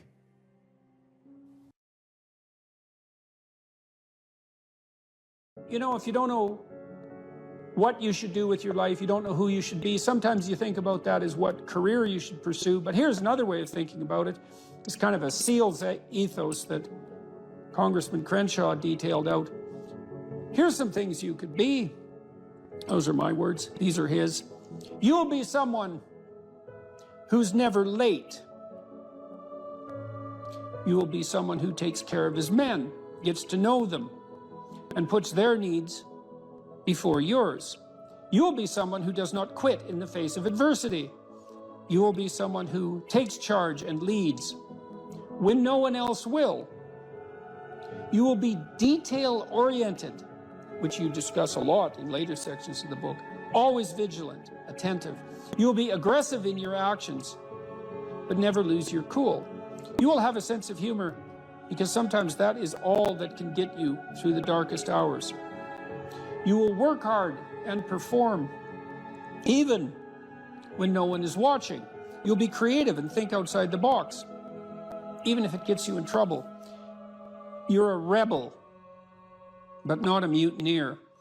You are a jack of all trades and master of none. And then you follow that a little later with this paragraph, these paragraphs. Be aggressive enough to kill the enemy, but immediately calm enough not to scare the little old lady. You'll be that man who's mentally tough enough to operate in horrific chaos, then immediately transition to tranquility, all without mentally breaking, you will effectively transition from hyper-masculine aggressor to gentle caretaker. You'll be both a warrior and a gentleman. The qualities that made SEAL leaders great were rarely physical in nature. They listened. They empowered their team to be successful, carefully entrusting individuals with additional responsibility. It's a real conservative ethos there. They highlighted good performance publicly and criticized bad performance privately. And so, well, you know, those are lists of virtues, and maybe they're not the only list of possible virtues, probably not. But if you're lost and you don't know where to start, practicing, you know, you also talk about this idea that, this is an Aristotelian idea, you know, that we are our habits. We become what we practice. And imagine if you're lost and you're listening, you think, well, you find some things admirable. Well, you could practice those things, and you can practice them locally and minimally in your own relationships, and you can start to get good at them. And as you get good at them, well, you get better at them, right? And then you can broaden out the scope of your action into a wider purview. So you said here too, let's go for another quote here. Throughout your life, this is very practical advice too, and I think it's very wise from a therapeutic perspective. Throughout your life, you have people you look up to. Okay, so let's think about that. You look up. What does that mean? Why up? Well, up is something that beckons from a distance. It's like a light on a hill, and we automatically assume that those who we admire are people we look up to. So that specifies a distance and a direction, and it's uphill. It's up toward a higher vista, let's say. So there are automatically people who elicit that spirit in you. You have noticed the way. It might also imply that there's some sense of struggle required to get to that point, because it's easier to go downhill than it is uphill. Yes, definitely. That's right. It's an uphill trek. And it also implies judgment, because if someone's above you, then they also serve as a judge, or you serve as a judge in relationship to them, because you compare yourself unfavorably with them. And that can also inspire you to tear them down. That's really the story of Cain and Abel, and that's a major story. You have noticed the way a teacher, parent, coworker, mentor, or friend interacts with others, and you come away thinking, that behavior simply works better.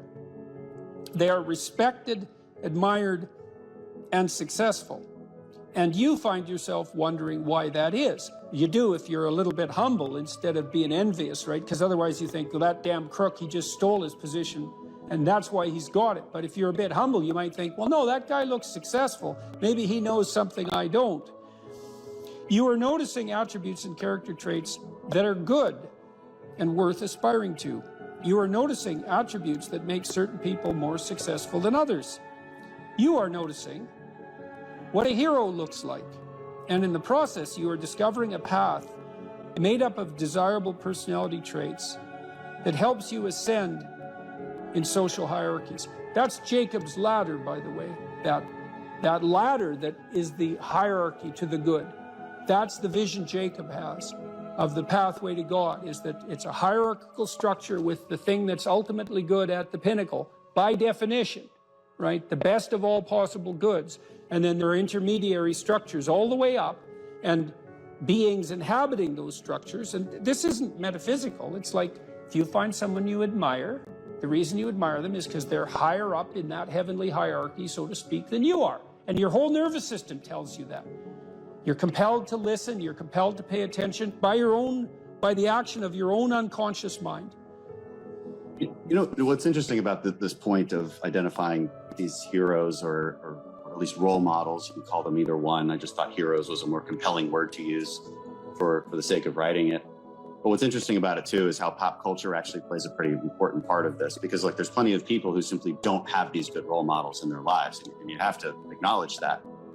And so where are they supposed to turn? And it's maybe one of the reasons that it's so important to fight these cultural wars that you and I engage in on a fairly regular basis, that they become a serious part of our politics, which at the same time is necessary, but also deeply, deeply unfortunate. I do think the attack on pop culture from this progressive victimhood left has reached a ceiling. I think there's a serious backlash. You look at movies like Top Gun, the recent one, Top Gun, and maybe like the highest grossing of all time. Absolutely phenomenal movie, really fun to watch. Why? Because it just had all of these classical virtues infused within it about relationships and about how you treat people and what the consequences are for treating people as such. That these things speak to people in a deeper way. They can't necessarily articulate them, but they understand it when they see it. And there's these sort of radical minorities that are very loud that want that changed. They want something else to be on that hill. But people react against it because it's not true. There's no truth to that. And something cries out from inside of them then, and that can be appealed to by a storyteller. I saw the same thing in the Marvel Avengers series, is that there is a return to any wide range of classical virtues, certainly brotherhood, a kind of a military ethos, sacrifice, a striving upward, certainly masculine virtues, the combination of the Hulk and Iron Man, for example. There's a monstrous element to the Hulk, but he's a hero in a strange sense, and he's also the revitalizing force for Iron Man when he just about dies, and that's all. The reason those movies were so necessary and so attractive is because they are, in fact, addressing a radical conceptual void in the culture, and it's a void that you're addressing in your book, especially with your appeal, trifold appeal, let's say, to duty, responsibility, and humor at the same time, right? Which is a kind of stoicism in the face of catastrophe.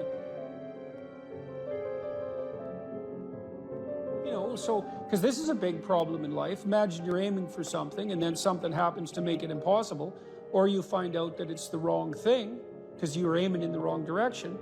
Well, so then what do you have to rely on to set you right? It's not your aim, obviously, but it might be your capacity to take new aim, and that's bloody well dependent on your character. That's for sure. And so I don't think there is a more fundamental aim than what you should be, and there's no better way of characterizing what you should be than that you should fortify your character.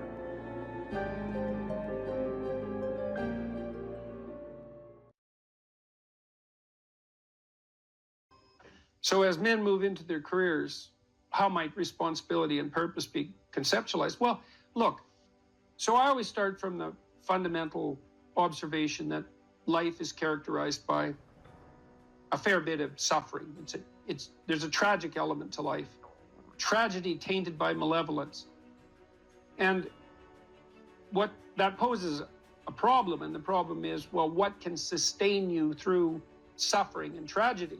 Betrayal and illness, death, loss, disappointment, frustration, confusion. And it's not hedonism. It's not happiness. Not if you conceptualize happiness in this narrowly pleasure-seeking hedonic way. First of all, that doesn't iterate very well. You can drink 26 of vodka one night, and that might be a pretty fun night, but the next 2 or 3 days are not going to be so pleasant, and you'll probably do at least 5 things that you seriously regret, assuming you can remember what they are. So it's not a great strategy, and everyone knows that that casual, impulsive pleasure-seeking is not, it's not a good game. Everyone knows that. And that doesn't mean you should be afraid to try it, right? That's entirely different. You need to bash yourself around a bit. What did William Blake say? Wisdom through excess.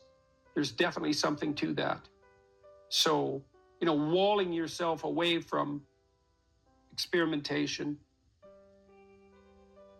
that's not a good idea. But falling prey to indulgences, that's a catastrophe. So you can't find, and then if your life is proceeding in a direction that's painful and tragic for reasons that might be really out of your control, obviously you're not going to be happy during those times. You may not have even the opportunity to seek anything that's pleasurable or the ability to experience it. So then what's going to sustain you under those circumstances and sustain your will to live, but even more importantly, protect you from the resentment and the moral corruption that unrequited suffering can so easily produce? And the answer to that is not happiness, but something like meaning. And then you might ask yourself, well, where is meaning to be found? And the answer seems to be primarily through the voluntary adoption of responsibility. So people find meaning in the love they have for their partner and their decision to care for someone else as well or better than they would care for themselves. They find meaning in that, and it can sustain itself across many, many decades, for better or for worse. That's no joke, that phrase. They find meaning in the relationship they establish with their children, assuming they take the responsibility for that relationship. They find meaning in their friendships. They find meaning in their business associations, their civic engagement. People moralize at older people, moralize at younger people and say, well, you should accept your responsibility. You should shoulder your duty. And that's true, but it isn't exactly that you should do it because you should do it, even though you should. It's that there isn't anything better that you can possibly do.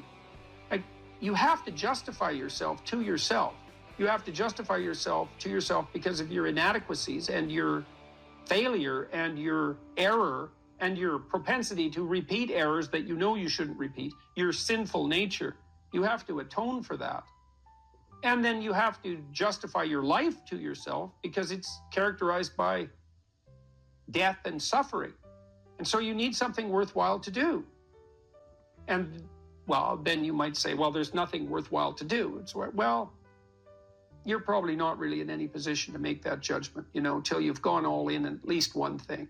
At least one thing. Because, who the hell are you? You're 16, you're cynical and nihilistic. It's like, you're not wise. You're not a philosopher. You don't know anything. And thank God, right? Because you don't even want to think you know anything because you're bloody miserable and you're suffering. And so if you're also right, well, then you're doomed. So you better bloody well pray that your cynicism and nihilism, unearned though it may be, is based on a fundamental falsehood. And it is. You can find deep significance in your life, and you find it essentially through the decision to voluntarily bear your suffering and to trudge uphill nonetheless. And there's something heroic about that in the most fundamental sense. And that heroism is something so deeply meaningful that it, in some sense, triumphs over even death. And so, as you move forward through life, you mature, you start by developing responsibility for yourself, your friends, your roommates, then you take on a partner, and you have a family, and you expand the domain of responsibility and generosity, and you want to expand that. Who knows how much you can expand that? You could be a credit to the nation. Well, there's an aim. Why don't you aim to be like credit to the nation by the time you're 50? Because what you got something better to do than that? And the answer to that's no. And what are you going to do? You're going to pursue endless one-night stands. You're going to bury yourself nose deep in cocaine. You're going to become an alcoholic. You're going to pursue that tinsely, trashy hedonism that is nothing but destructive and generates nothing but self-contempt, and then bitterness, then misery, then vengefulness. It's like, that's why do that?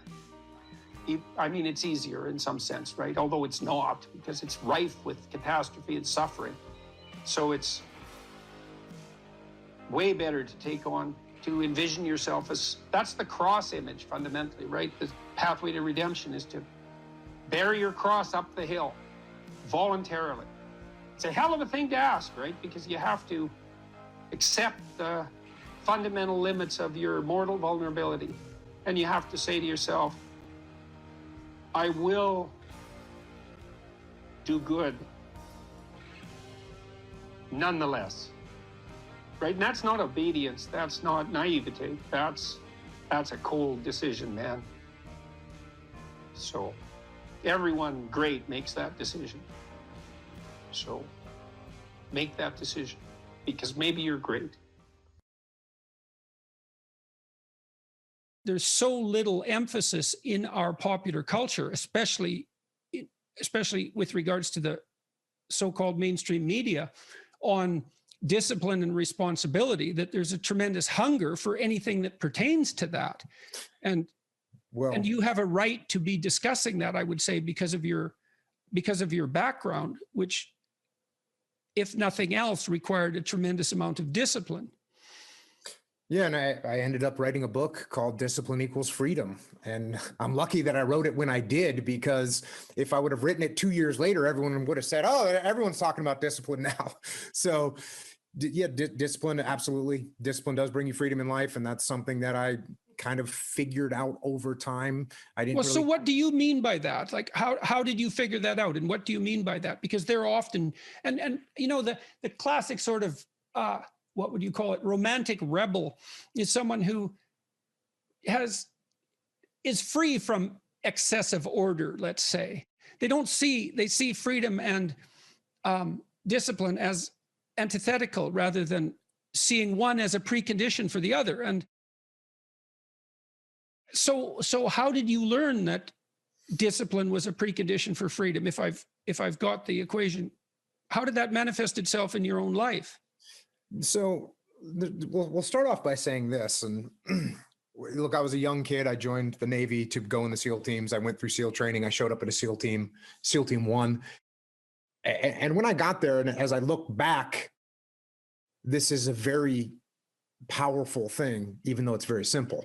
I'm 19 years old when I show up at SEAL Team 1. I'm done with the basic SEAL training. And I have a goal in my head, which is this. I want to be a good SEAL. Mm-hmm. That's what I want to do. That's like, I don't know about anything else. This is what I want to do. I want to be a good SEAL. That's what I want. I want to be a good SEAL. Mm-hmm. And so as a 19-year-old with all kinds of energy, and we haven't talked about my childhood yet, but I was kind of like a very rebellious kid. When you talked about seeing a kid that looked like you could have handed him a club or a battle axe, and he would have probably been feeling a little bit better. I was like that. I was constantly looking around for a club or a battle axe because that's what I felt like I needed to do. And it was beautiful because I was running around the woods as a young kid playing Army. And I just went and actually played Army. That's what I ended up doing. So I never really had to force myself into some mold that I didn't want to be into. So I got to SEAL Team 1, and now I just want to be a good SEAL. That's what I want. And so now that starts steering some of my decisions. And for the most part, it steered my decisions in a decent direction. Now, there were some times where, as I look back now, what I thought was a good SEAL was a little bit off, but luckily it wasn't 180 degrees off. It might have been off 30 degrees or 40 degrees. Right. And as I got older and more mature, and I figured out more about what that ideal should look like to me, and I could keep chasing that ideal, that was good. But even to be a 19-year-old kid with a 70 or 80 degree corridor to move forward in is not a bad thing. No, it's a gift. It's a gift. Exactly. Mm-hmm. So then I'm looking around at other SEALs that were older than me and more senior to me, and trying to figure out which one of those guys is a good SEAL. Yeah. And what I realized was that the guys that were working harder, for the most part, were good SEALs. Now there's just some people that are just way talented. Right. And they would show up, 3 minutes before a run or 3 minutes before we do a shooting competition, and they could just walk through it, no problem. Right. And that's great for them. It wasn't me. I'm not that great at anything, but I saw other guys that might not be great at anything either, but they worked hard. They showed up to work early. They did the drills that they were supposed to do. They had discipline. Mm-hmm. And when you have has amalgamated statistics, and I hope I get this right, but it's approximately correct. If you work 10% longer hours, you make 40% more money. Right. And so, and I think your comments about talent are also dead on. It's like in any field of enterprise, there are people who are phenomenally gifted. And then if they work really hard, they're even more phenomenally gifted, right? Those are the people who break records. But that talent apart, hard work actually works. And with virtually everything. It might not make you the best at whatever it is you're pursuing, but it will certainly make you better than you are. And then I have this new book. I hope you got a copy, because did you get a copy? Okay, so I'm bringing it up for a particular reason. I have a chapter in this book called, well, there's two that are relevant. Imagine who you could be and then aim single-mindedly at that. That's one. And then the course, or what would you call it? A complementary chapter is work as hard as you possibly can on one thing and see what happens. And that's also predicated on this idea that discipline is a precondition to freedom. So you were fortunate, like you had this goal, right? So that meant you had a goal, which is a really big deal because you could learn about goals. You had a sense of a higher mode of moral being, that I would rather be a good SEAL than the person I am now. Well, it's a code of behavior and a way of perceiving. So there's an ethic in that. And then you said as well, your conception of what good SEAL meant changed as you matured, but that's also fine. It wouldn't have changed unless you would have pursued that initial only partially accurate goal. And so that's also a really good thing for people to understand, is like, if you don't know what you're doing, aim at something. Is it the right thing? No, but it's better than just shooting randomly. So you aim at something, and then as you aim and you move towards it, you're going to find out why you're wrong. And then you might recalibrate your aim. And that's going to happen over and over, because as you move towards a goal, it recedes or it broadens, or it recedes and broadens. And otherwise you'd run out of things to do. Any advice for students here? Yeah, read great books. Really, man. You've got this 4-year period that has been carved out of your lives by society. It's given you an identity, like a high quality identity, and freedom at the same time. And you're not going to get that again in your life. You've got a respectable identity, university student, and complete freedom associated with that, or as near as you're ever going to get. And you've got these unbelievable libraries that are full of the writings of people who are intelligent and articulate beyond comprehension.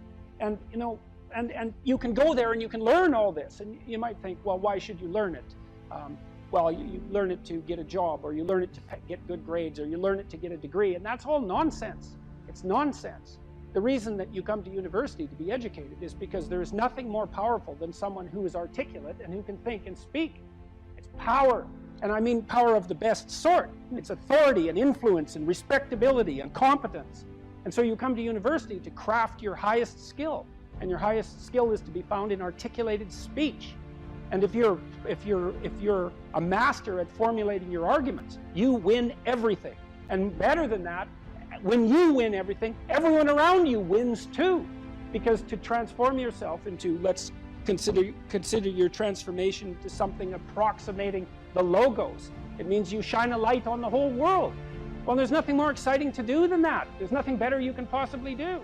And to think that you're coming to university to be, trained to have a job, it's like, great, that's a hell of a lot better than being unemployed and covered with Cheeto dust while you're snacking away in front of your video game in the basement. But it's not and I don't have anything against video games, by the way, but it's hardly a triumphant call to being in the world, and that's what university should be calling for. It's like, God, you people, I know what Harvard students are like. I taught here for 5 years. You people are spectacular. You're spectacular. You're all capable of being world beaters. You transform yourself into something that's articulated and sensible and grounded in history and knowledgeable and wise, man. You can do anything you want, and hopefully anything you want for good. Because if you have any sense, everything you want to do would be for the good, because there's nothing more compelling or meaningful or useful in combating the tragedy of life than to struggle with all your soul on behalf of the good. And the universities have forgotten that. It's why everyone's bailing out of the humanities, and they should. The humanities are corrupt. And they're corrupt because they're not telling students this. It's so bloody obvious. It's like, learn to think, learn to speak, learn to read. It makes you a superpower, an individual superpower. I don't understand why that isn't just told to students. It's not that hard to understand, and everyone wants to hear it. It's like, really, I could do that? I could do that? It's like, yeah, really, you could do that. And the whole society around you has labored for really thousands of years to provide every single one of you with this spectacular opportunity that you have while you're undergraduates and graduate students here, man. Everyone's just praying that you would come here and manifest everything that you could manifest. And that's what you should be doing, instead of waving placards and complaining about how you're oppressed, for God's sake. You see these Yale students complaining about their oppression. It just leaves me aghast. It's like, well, we're against the ruling class. It's like, no, you're baby ruling class members. You're young.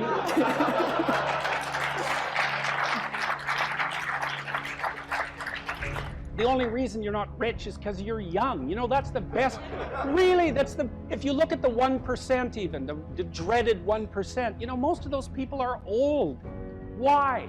Well, when you progress through life, if you're reasonably successful, you trade in your promising youth for your wealthy old age, but you're still bloody old. Would you trade it? Would you trade your youth for that? Like, if you factor age out of the economic equation, things look a lot different. Well, of course older people have more money. If they have any sense, they've been collecting it for their whole life. Is that somehow unfair? It's not unfair unless you want to be poverty-stricken when you're 70, and you don't want to be poverty-stricken when you're 70. So I just don't understand what's happened to the universities. I can't believe that you're not told when you come the first day, look, man, you're here on a heroic mission. You're going to take your capacity to articulate yourself to levels that are undreamed of. You're going to come out of here unstoppable. You're going to be able to do anything you want. It's like, that's what you're here for. Instead, you're taught that, well, you know, the world's a pretty oppressive place, and you're probably the bottom of the victim pile, and there's virtually nothing you can do about it except, you know, deconstruct the patriarchy. And it's so weak-kneed and so pathetic that universities should be embarrassed that that's what they're peddling to students. I'm embarrassed by it. You know, I've gone on public record telling parents, bloody well send your boys to trade school, because at least they'll learn something useful. And that's a terrible thing for someone like me to say, because I do believe that being articulated and educated in the highest possible manner there's nothing that's better for you and for society. And why have the universities forgotten this? Well, that's postmodern neo-Marxism for you, you know, and the philosophy of intense resentment and oppression and group identity, and God, it's just pathetic. Dr. Peterson, I think a lot of students here would agree with you that one of the main purposes of education at college, particularly at Harvard, is to develop their sense of articulation, their ability to read, their ability to critically think. But then what comes after? Particularly at Harvard, there's a big discussion on what is a good life? What does it mean to use those skills that we get here, and then we graduate? What do we do from there? Stop unnecessary suffering. That's what you do. You know, that's your calling. It's like you say, well, what do you do after you graduate? Well, if you graduate articulated and powerful, there will be people giving you so many opportunities you won't even be able to keep up with them. You know, I've worked with very, very competent people in many different domains in my life, hyper-competent people. And I can tell you some very interesting things about hyper-competent people. The first thing is they are not selfish, and they're not greedy. And one of the great pleasures in their lives is to find people who have the capacity to also be hyper-competent and to open doors for them as rapidly as they can possibly be opened. They delight in that, because there's very few things that are more intrinsically meaningful if you're an accomplished person than to find young people who have the possibility of being accomplished and say, hey, look, here's an opportunity for you. It's like, go out there, man, kill it. And then they go out there and kill it, and you think, right on, man. Here's another opportunity. Why don't you go out there and nail that too? And you think, no, they're all hoarding their wealth, and they're not going to share it with anyone. It's like, that's absolute, complete rubbish. And so you don't even have to worry about what you're going to do after you graduate from here if you turn yourself into half of what you could be, because people will be dying to offer you every opportunity that you can possibly make use of. So it's a moot point. The world is always desperately short of people who can think and speak. And you think, well, I won't be made use of. Well, first of all, you can't say that if you're at Harvard, for God's sake. I mean, people already figured out who you are. They've already figured it out. And they're offering you the world on a gold platter. They take it. It's yours. Take it. It's like, great, man. Put yourself together and deserve it. That would be great. And that's what everyone wants. It's what your parents want. It's also what you want. You know it. It's what you want. It's what women want from men. It's what men want from women. It's like for you to be who you could be. And the highest faculty of the human being is articulated speech. It's the divine faculty. And there is nothing more powerful than that. There's nothing that's even in the same league. And so if you don't have faith in that, then your priorities are misplaced. And I can't even understand why you wouldn't have faith in that being, say, Harvard students, because look where it's got you already. You know, you're already sitting on top of the world. So deserve it, make use of it, right? Go out there and fix things up. That's what you need to do. There's lots of things that need to be fixed up. And what you want to do is burden yourself with so much responsibility that you can barely stand. And then you'll get stronger trying to lift it up. And you won't be asking, what should I be doing with my life? Or what's the meaning of life? Or any of that. It'll be self-evident. It's self-evident. At minimum, you can say, there's more suffering in the world than there should be, and I could probably do something about that. And you can do something about that. So go do something about it. And then there'll be less suffering in the world. And then when you're 80, you can look back on your life and say, well, you know, there's less suffering in the world than there would have been had I not existed. And you don't have to even have a sense of ultimate destiny or even any sort of theistic belief to regard that as a positive good. Like, I think it goes beyond the mere pragmatic utility of addressing the world's ills, because I think we do live in a world that has a transcendent reality as well as the reality that we can detect. But even independently of that, it doesn't matter. It's like, I mean, this is part of the reason I like people like Bill Gates is a great example, man. That guy he's after 5 major diseases at the same time, right? He's trying to wipe out polio. He's trying to wipe out malaria. Yeah, exactly. He's trying to wipe out malaria. It's like, well, what should you do with your life? Well, you know, take a look at Bill Gates and see if you could do something like that. That would be good. You know, what should happen when you go to university is you should learn how to think and formulate arguments. You should learn to think, speak, and write. That's what the humanities are for. They're to make you dangerous, right? Because if you can think and speak and write, you're deadly. In a complex job, you're exactly what's necessary. There's nothing you can possibly do to become more deadly than to improve your facility with language.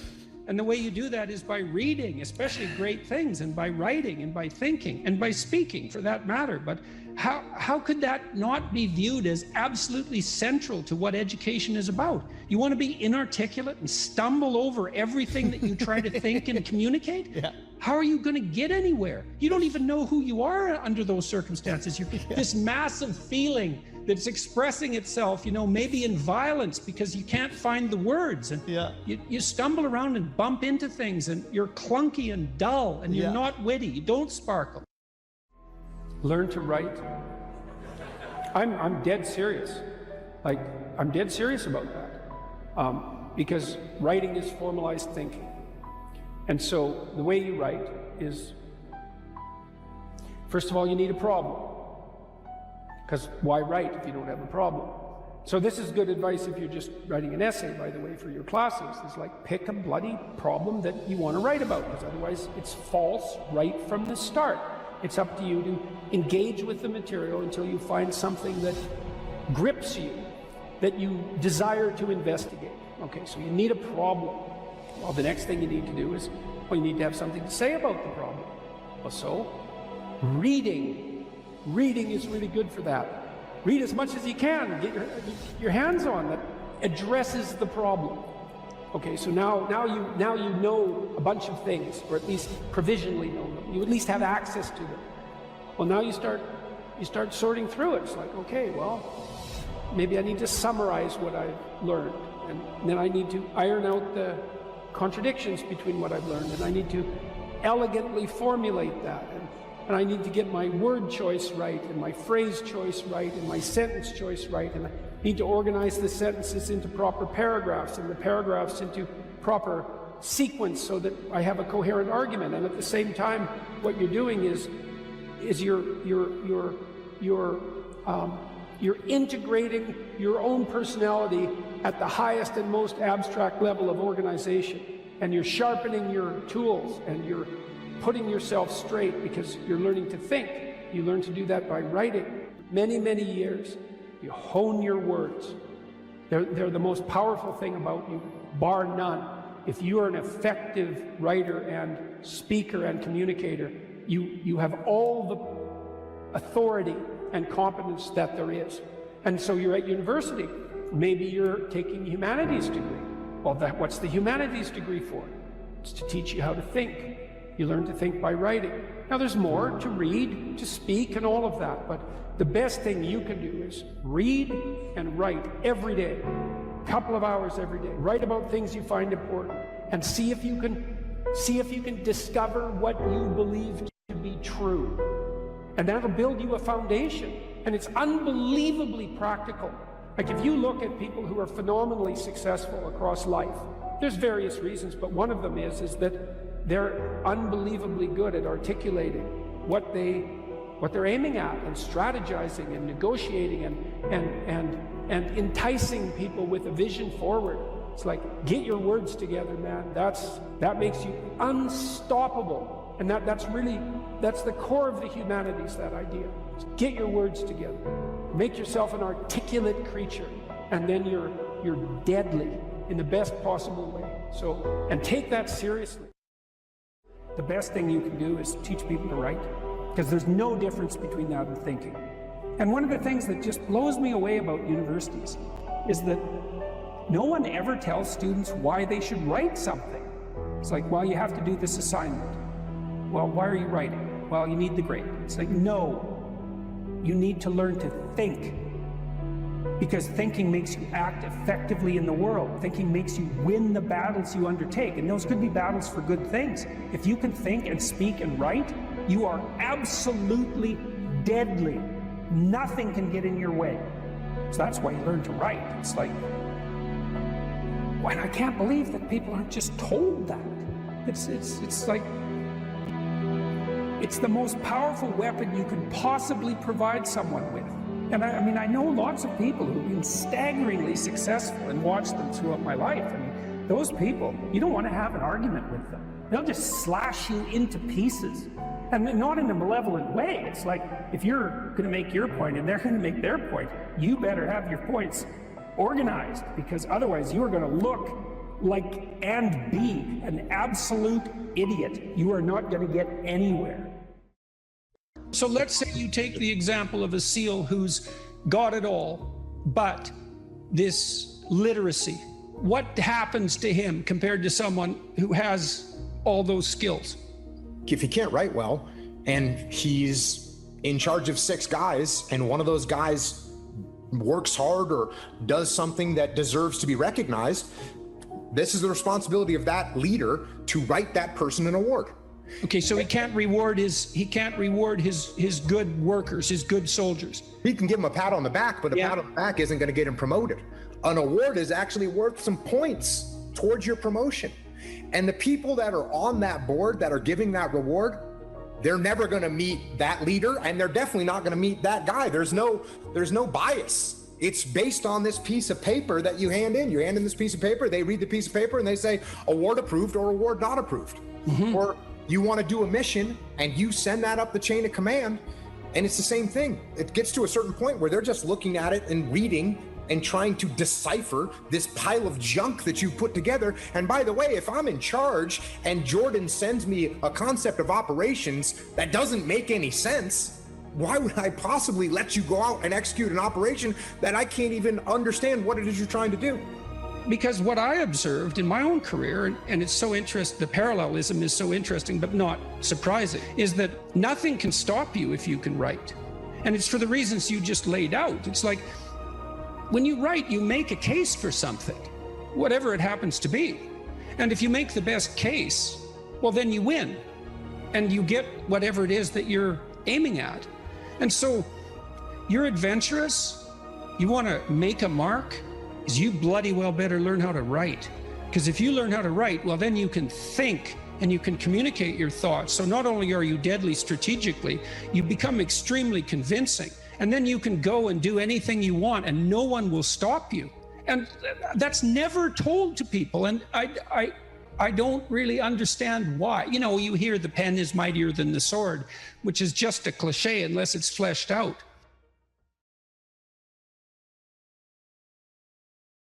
If you're going to be a fighter, you have to want to win. And you have to want to hurt people. I mean, not for the sake of hurting them. That's what makes you different than an evil person. But you have to have that capacity. You have to develop that. And, you know, that's the step on the way to enlightenment, weirdly enough, because that isn't what people think. People have been fed this diet of pablum, rights and impulsive freedom, for so long. There's just an absolute starvation for the other side of the story. There are no rights, technically speaking, without responsibilities.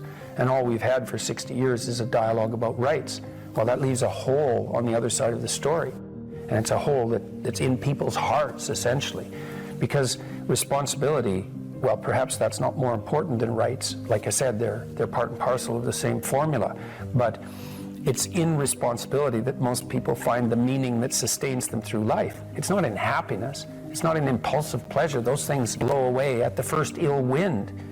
But to adopt the responsibility for your own well-being and to try to put your family together and to try to serve your community and to try to seek for eternal truths and to live them, that's the sort of thing that can ground you in your life enough so that you can withstand the difficulty of life. And when you tell people that, especially when you include yourself in the audience, let's say, and you're not finger waving from above, then everyone knows that it's true. There's been this attempt to identify masculine competence and power, let's say, but mostly competence with tyranny, and that's very, very hard on young men. It's also hard on young women, for that matter, but it's very helpful for people to hear that they should make themselves competent and dangerous and take their proper place in the world, because it's the alternative to being weak. And weak is not good. The people who shoot up the high schools, they're weak. They're weak. And life is a very difficult process, and you're not prepared for it unless you have the capacity to be dangerous. That doesn't mean that you should be cruel. It doesn't mean any of that. There's a statement in the New Testament, the meek shall inherit the earth. But the meek isn't well translated. It means something more like, those who have swords and know how to use them but keep them sheathed will inherit the world. That's a way better way of thinking about it. You have to be powerful and formidable and then peaceful, in that order, right? And that's not the same as being naive and weak and harmless, which is what young men are being encouraged to be. It's like, that's a very bad idea. It's a very bad idea, because naive, weak, and harmless means that you can't withstand the tragedies of life. You can't bear any responsibility. You'll end up bitter. And when you get bitter, then you get dangerous. You don't treat adult men as if they're infants.